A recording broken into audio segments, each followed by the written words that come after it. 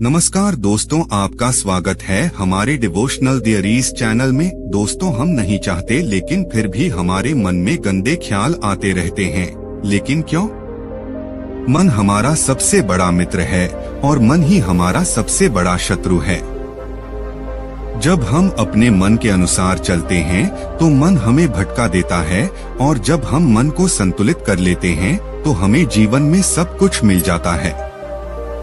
हम अपने मन में आने वाले गंदे विचारों को रोकने की कोशिश करते हैं, लेकिन जितना हम रोकते हैं उतने ही अधिक ये विचार हमारे अंदर प्रवेश करते हैं। आप किसी चीज से जितना दूर भागेंगे वह चीज उतनी ही ज्यादा आपके पास आएगी। इसलिए उस चीज से दूर न भागें, बल्कि उस पर संतुलन बनाए रखें। एक बार एक युवक गौतम बुद्ध के पास आया और गौतम बुद्ध से बोला, हे बुद्ध, मेरे मन में इतने गंदे विचार क्यों आते हैं? मैं नहीं चाहता कि मेरे मन में गंदे विचार आएं, लेकिन वासना के विचार हमेशा मेरे मन में चलते रहते हैं और मैं उनके बारे में सोच सोच कर बहुत परेशान रहता हूँ। ये सब सोचने में मेरी ऊर्जा और समय बर्बाद होता है, और इन्हीं सब विचारों के कारण मैं कभी कभी शांत नहीं रह पाता और हमेशा महिलाओं को देखकर मोहित हो जाता हूँ। खुद को रोक नहीं पाते। बुद्ध मुस्कुराए और उन्होंने उस युवक से पूछा, क्या तुम जानते हो कि यह वासना क्या है? तब लड़के ने जवाब दिया और कहा, बुद्ध, मुझे नहीं पता वासना क्या है, लेकिन हाँ, जो भी है ये बहुत बुरी बात है। तब बुद्ध ने उस युवक से कहा, सबसे पहले तुम्हें यह समझना होगा कि जो कुछ भी हमारे अंदर स्वाभाविक रूप से है वह बुरा नहीं है। इसकी हमारे जीवन में किसी न किसी रूप में आवश्यकता पड़ती है। वासना कोई बुरी चीज नहीं है, यह हमारे मन की एक भावना है जो हमें किसी न किसी चीज की कमी का एहसास कराती है, और फिर हम उस चीज को पाने के लिए उस चीज की ओर आकर्षित हो जाते हैं। जैसे अगर आपके पास पैसे की कमी है तो आपके मन में पैसे पाने की इच्छा होती है। वासना जगेगी, इसका मतलब यह नहीं है कि वासना बुरी है, बल्कि यह हमारे मन की एक तरह की जरूरत का एहसास है, और जब यह जरूरत शारीरिक होती है तो हम इसे काम वासना कहते हैं। युवक ने गौतम बुद्ध से कहा, बुद्ध, मैं वासना का अर्थ तो समझ गया, लेकिन आप ही बताइए कि यह कहाँ से आती है और कैसे आती है? गौतम बुद्ध ने कहा कि वासना कहीं से नहीं आती, यह हमारे अंदर ही है और इसका होना जरूरी है, तभी मानव जाति का विस्तार होगा। युवक ने कहा, जब यह हमारे अंदर है और जरूरी भी है तो लोग इसे गलत क्यों कहते हैं? बुद्ध ने कहा, यही समस्या है, लोगों ने वासना के बारे में गलत सोच रखी है। वे इसे छुपाने और दबाने की कोशिश करते हैं। वासना गलत नहीं है, लेकिन वासना का गलत तरीके से उपयोग करना गलत है। लोग जो पसंद करते हैं उसके लिए जीना शुरू कर देते हैं और हर समय उसी के बारे में सोचते रहते हैं, लेकिन यह सब गलत है। बुद्ध ने युवक से कहा, क्या तुम्हें पता है कि जानवर भी सेक्स करते हैं? युवक ने उत्तर दिया, हाँ बुद्ध, जानवरों में भी वासना होती है, क्योंकि जानवर भी अपनी पीढ़ी को आगे ले जाएंगे। बुद्ध ने कहा, तो फिर हम जानवरों की वासना को गलत क्यों नहीं कहते? युवक ने कहा, मैं नहीं जानता महात्मा, आप ही बताएं। गौतम बुद्ध ने कहा था कि जानवर अपनी वासना का उपयोग सुख के लिए नहीं करते, वे अपनी वासना का उपयोग केवल संतान प्राप्ति के लिए करते हैं। प्रकृति ने जानवरों को इतनी समझ नहीं दी है कि वे वासना को अपनी खुशी का आधार बना सकें, जबकि मनुष्य अपनी समझ के आधार पर प्रकृति में पाई जाने वाली हर चीज का उपयोग अपनी खुशी के लिए करता है। हम इंसानों ने काम और वासना को अपनी खुशी का जरिया बना लिया है, जबकि प्रकृति ने हमें अपने वंश को आगे बढ़ाने के लिए दिया है, लेकिन मनुष्य ने इसे अपने जीवन का अंतिम लक्ष्य बना लिया है, और वासना को बेलगाम होने देना गलत है। हम हावी क्यों हैं? यह बेलगाम क्यों हो जाता है? तब गौतम बुद्ध ने कहा, अब जो मैं तुम्हें बताऊंगा उसे सुनो, ध्यान से सुनो, तुम्हें वासना का पूरा खेल समझ में आ जाएगा। तुम्हें तुम्हारे सभी सवालों के जवाब मिल जाएंगे। तुम्हें बस ध्यान से सुनकर समझना होगा। तब गौतम बुद्ध ने उस युवक से कहा, एक समय की बात है, गुरु और उनके शिष्य एक आश्रम में रहते थे। शिष्य प्रतिदिन दीक्षा लेने के लिए आश्रम से बाहर गांव में जाते थे। जो शिष्य भिक्षा लेने के लिए गांव में जाता था, रास्ते में एक नदी पड़ती थी, जिससे होकर वह प्रतिदिन भिक्षा लेने के लिए जाता था। एक दिन उसने एक लड़के को पेड़ के पीछे छुपे हुए देखा। वह लड़के के पास गया और पूछा, भाई, तुम इस पेड़ के पीछे छिपकर क्या देख रहे हो? लड़के ने कहा, अरे, क्या तुम्हें वह नहीं दिख रहा जो मैं देख रहा हूँ? उसकी नजर नदी पर पड़ी तो वहाँ कुछ लड़कियाँ पानी भर रही थीं। लड़कियाँ 14 से 15 साल की होंगी। तब शिष्य ने लड़के से कहा, अरे भाई, वहाँ तो लड़कियाँ पानी भर रही हैं, इसमें छिपने की क्या बात है? तभी लड़का शिष्य की ओर देखता है और उससे कहता है, अरे मूर्ख, क्या तुम देख नहीं सकते कि मैं क्या कर रहा हूँ? वे परियां नदी से पानी कैसे खींच रही हैं? जरा उसके भावों को देखो, उसके कोमल शरीर को देखो, बर्तन उठाते समय उसकी पतली कमर कैसे लचकती है और उसके बाल उसकी कमर पर ऐसे लहरा रहे हैं, मानो सुंदरता बिखरी हुई हो। शिष्य फिर से नदी की ओर देखता है और इस बार वह देखता ही रह जाता है। अब तक उसे कुछ भी दिखाई नहीं दे रहा था और वह बिल्कुल निडर था। उसे किसी बात का डर नहीं था, लेकिन अब वह छिपने लगा और उन लड़कियों को ऐसे देखने लगा जैसे उसने कोई अपराध किया हो। और जब वह छिपकर उन लड़कियों को देख रहा था तो वह अंदर से कांपने लगा और उसने कहा कि यह मैं हूँ। मैं क्या कर रहा हूँ? मैं जो कुछ भी कर रहा हूँ वह सही नहीं है। मुझे यहाँ से चले जाना चाहिए। और फिर वह जल्दी से चला जाता है। फिर वह आश्रम पहुँचता है। आश्रम में जाकर वह अपने काम में व्यस्त हो गया, लेकिन जो उसने अभी देखा था वह बार बार उसकी आंखों के सामने आ रहा था। उसके दिमाग में वही दृश्य घूम रहा था। यही देखने को उसका मन ललचाया। उसका किसी भी काम में मन नहीं लगता था। वह प्रतिदिन सुबह सुबह भिक्षा लेने के लिए आश्रम से निकल जाता था और नदी के पास स्थित एक पेड़ के पास जाता था, जहां वह लड़का पहले से ही मौजूद होता था और छिपकर अपने साथ लड़कियों को देखता था। अब वह प्रतिदिन ऐसा करने लगा। उसका मन अब किसी काम में नहीं लगता था। वह सदैव किसी न किसी विचार में डूबा रहता था। वह आश्रम का कार्य भी ठीक से नहीं कर पा रहा था। वह न तो ठीक से सो पाता था और न ही ठीक से खा पाता था। उसका मन बेचैन था। उसका मन बार बार उन लड़कियों की खूबसूरती देखने को ललचाता था। जब गुरु भिक्षा दे रहे थे तब भी उनका मन किन्हीं अन्य विचारों में खोया हुआ था।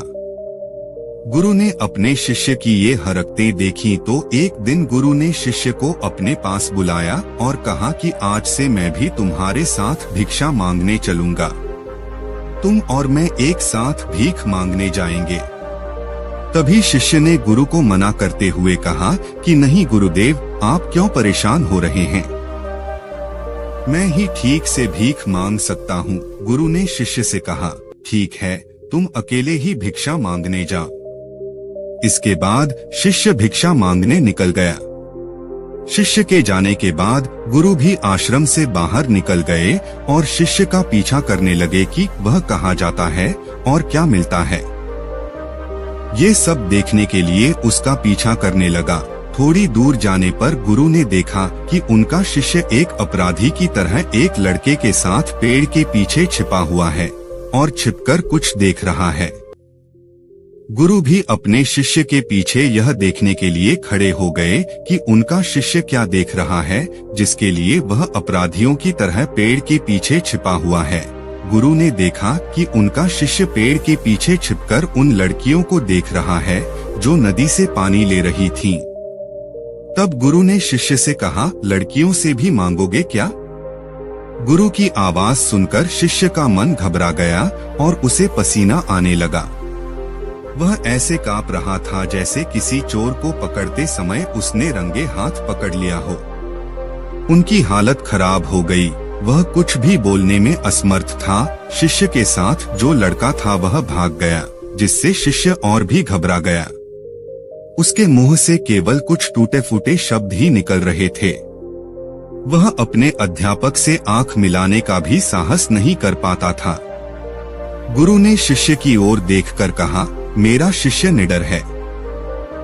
वह किसी चीज से नहीं डरता, लेकिन यह क्या है? तुम डर के मारे क्या कर रहे हो? शिष्य ने गुरु से कहा, मुझे माफ कर दीजिए, इसमें मेरी कोई गलती नहीं है। उस आदमी ने मुझे धोखा दिया, लेकिन मैं तुमसे वादा करता हूँ कि आज के बाद मैं ऐसा दोबारा कभी नहीं करूँगा। क्षमा चाहता हूँ।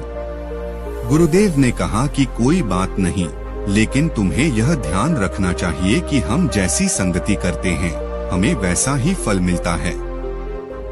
जैसे जैसे हम संगति करते हैं, उनके विचार हम में प्रवेश करते हैं। इसलिए अच्छी संगति रखें ताकि अच्छे विचार आप में प्रवेश करें। फिर गुरु और शिष्य आश्रम लौट आए और फिर से आश्रम के काम पर ध्यान देने लगे।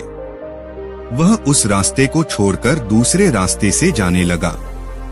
वह अपना कार्य सावधानी से करता था, लेकिन धीरे धीरे उसके अंदर क्रोध उत्पन्न हो गया और फिर वह अन्य शिष्यों पर क्रोध करने लगा और बेचैन रहने लगा। अब वह ठीक समय पर भोजन भी नहीं करता था। वह खाना भी बहुत कम खाता था। एक रात गुरु शिष्य के पास आए और उससे बोले कि तुमने मुझसे वादा किया था कि तुम अपने मन को वश में रखोगे। आपने अब तक कितनी बार अपना वादा तोड़ा है? यह सुनकर शिष्य अपने गुरु के चरणों में गिर पड़ा और रोने लगा।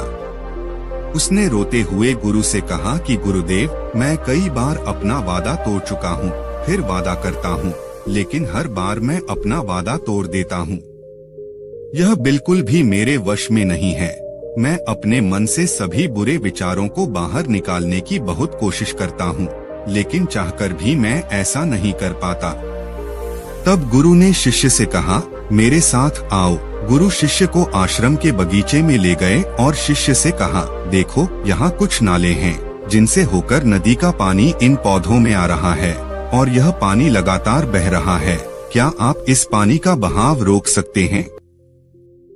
शिष्य ने कहा, हाँ गुरुदेव, मैं इस प्रवाह को रोक सकता हूँ। तब शिष्य ने मिट्टी उठाकर उस नाले के किनारे डाल दी। वह पानी थोड़ी देर के लिए रुका और फिर थोड़ी देर बाद उस रेत के ऊपर से पानी आने लगा। गुरु ने शिष्य से कहा, ये क्या है? ये पानी रुका ही नहीं। उसने फिर कुछ कंकड़ उठाए और नाली में फेंक दिए और फिर पानी थोड़ी देर के लिए रुक गया। लेकिन फिर कुछ देर बाद उन कंकड़ पत्थरों के ऊपर से पानी निकलने लगा। गुरु ने कहा, शिष्य क्या हुआ? पानी फिर आ गया है। आप कह रहे थे कि रोकेंगे। क्या हम किसी चीज को पूरी तरह से रोक सकते हैं? तब शिष्य ने कहा, कोई बात नहीं गुरुदेव, मैं इसे रोक दूंगा पानी और तुम्हें दिखाऊंगा। फिर वह एक बड़ा पत्थर लाया और नाली पर रख दिया। पानी रुक गया। तब शिष्य ने गुरु से कहा, देखिए गुरुदेव, मैंने कहा था कि मैं पानी रोकूंगा। मैंने पानी रोककर दिखाया। मैंने आपकी बात पूरी कर दी। गुरु मुस्कुराए और बोले, अच्छा, ध्यान से देखो, पानी रुक गया है। क्या? यह पीछे नाली को तोड़कर बाहर आ गया है और अगल बगल से बह रहा है। और ध्यान से देखिए, यह इस पत्थर के सामने भी आ गया है और यह पानी अपना रास्ता बदलकर फिर से आगे की ओर बह जाएगा। फिर कुछ देर बाद वही हुआ। तब गुरु ने शिष्य को समझाया, आपके साथ भी ऐसा ही हो रहा है। आप बार बार प्रयास कर रहे हैं और अधिक प्रयास कर रहे हैं, लेकिन हर बार आपका प्रयास टूट रहा है और टूटता ही रहेगा। यह पत्थर तुम्हारा पुरुषार्थ है और यह जल तुम्हारा विचार है। चाहे आप कितना भी बड़ा पत्थर रख दो, पानी अपना रास्ता ढूंढ ही लेगा। यह देखकर शिष्य ने पूछा, हे गुरुदेव, क्या कोई रास्ता नहीं है जिससे मैं गंदे विचारों से बाहर निकल सकूं?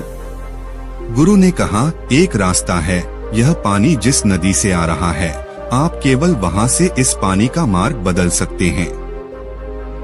गुरु शिष्य को एक नदी के पास ले गए जहां से पानी उस बगीचे में आ रहा था। गुरु ने शिष्य से कहा, इस नदी से पानी जा रहा है, जहां से बगीचे में पानी जा रहा है। अगर हम उसका रास्ता रोक दें तो क्या हम पानी नहीं रोक सकते? शिष्य ने कहा, हाँ गुरुदेव, ऐसा अवश्य हो सकता है। मैं यहाँ से इस पानी को बंद कर देता हूँ, फिर सामने नाली में पानी नहीं जाएगा और फिर बगीचे में पानी नहीं जाएगा। तब गुरु ने कहा, शिष्य, यदि बगीचे में पानी ही नहीं रहेगा तो पेड़ पौधों को पानी कहाँ से मिलेगा? उन पेड़ पौधों को पानी की जरूरत होती है। तब शिष्य ने सोचा और कहा, यह बात मेरे दिमाग में कभी नहीं आई। इस पानी का बगीचे में जाना भी जरूरी है। गुरु ने कहा, और उनमें से कुछ पेड़ पौधे ऐसे भी हैं जिन्हें रोजाना पानी की जरूरत होती है। वे सूख कर मर जाएंगे, हमें पानी खोलना पड़ेगा। गुरु की बात सुनकर शिष्य ने पानी के लिए रास्ता खोला तो गुरु ने पूछा, यदि हम इस नदी का सारा पानी बगीचे की ओर मोड़ दें तो क्या होगा? शिष्य ने उत्तर दिया, गुरुदेव, वहाँ जीत हासिल करने के लिए पेड़ पौधे हैं, वे सब पिघल जाएंगे और कुछ भी नहीं बचेगा। गुरु मुस्कुराए और बोले, आप ये समझिए, हमें कुछ भी रोकना नहीं है, बस हमेशा संतुलन बनाए रखना है। पौधे कम पानी से नष्ट हो जाते हैं तथा पौधे अधिक पानी से भी नष्ट हो जाते हैं। हमारा जीवन संतुलन पर चलता है। गुरु ने शिष्य से कहा, अगर मैं तुम्हें आम के बारे में कुछ ऐसा बताऊं जो तुम्हें नहीं सोचना चाहिए, तो तुम्हारे दिमाग में सबसे पहले किसकी तस्वीर आएगी? गुरु ने कहा, जब हम अशुद्ध विचारों को बलपूर्वक रोकने का प्रयास करते हैं तो वे और अधिक मजबूती से हमारे अंदर प्रवेश कर जाते हैं।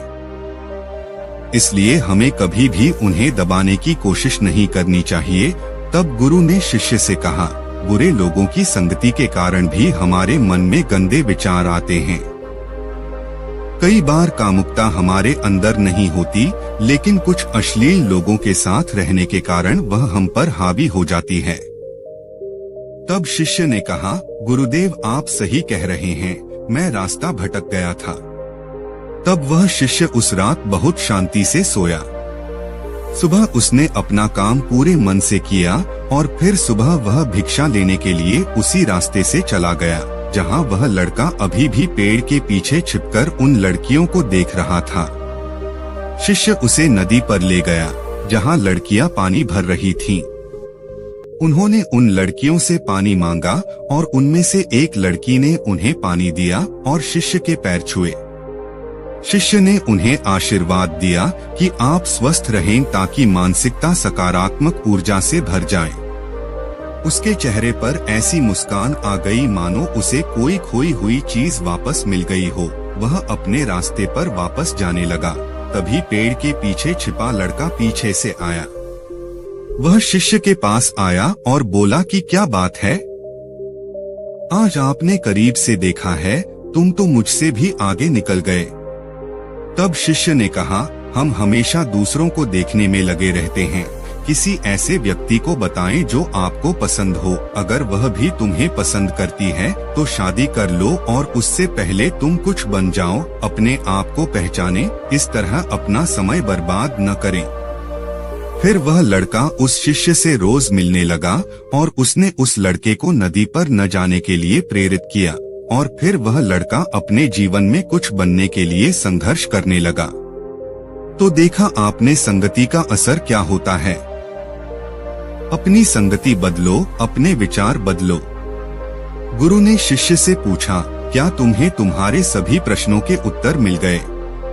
तब शिष्य ने कहा, हाँ महात्मा जी, धन्यवाद। तब गुरु ने शिष्य से कहा कि जब तुम्हारे मन में गंदे विचार आएं तो खुद को दोषी मत मानना। यह शरीर है और यह सब इसने हजारों वर्षों से सीखा है। यह सिर्फ आपके सोचने या शपथ लेने से टूटने वाला नहीं है, बल्कि आपके पास वह शक्ति है, वह ऊर्जा है जिसका आपको संतुलन में उपयोग करना है। आप एक जीवित ऊर्जा हैं जो कुछ भी अनुभव करने के लिए स्वतंत्र है। इसलिए आप स्वयं को जानते हैं। इस कहानी से हमें यह सीख मिलती है कि हमारे विचार बहुत महत्वपूर्ण हैं। हमारे विचार ही हमारे भविष्य की दिशा तय करते हैं। हमें अपने मन में पूरी ताकत से सकारात्मक विचारों को अपनाना चाहिए ताकि हम सही दिशा में आगे बढ़ सकें।